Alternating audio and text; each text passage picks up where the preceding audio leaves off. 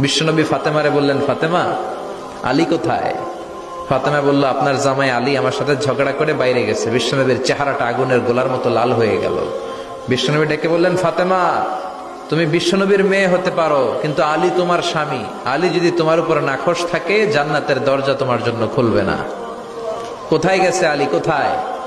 বললেন যে মসজিদে নববীতে গেছে। বিশ্বনবী যে দেখলেন বালির উপরে আলী শুয়ে আছে। বিশ্বনবী মজা করে ডাক দিলেন, ইয়া আবা তোরাব। তোরাব অর্থ বালি, তোরাব মানে কি? বিশ্বনবী ডাক দিলেন, ইয়া আবা তোরাব, মানে হে বালির বাবা আলী, ওঠো। এখন আলী ওঠে না, রাগ করে আসছে।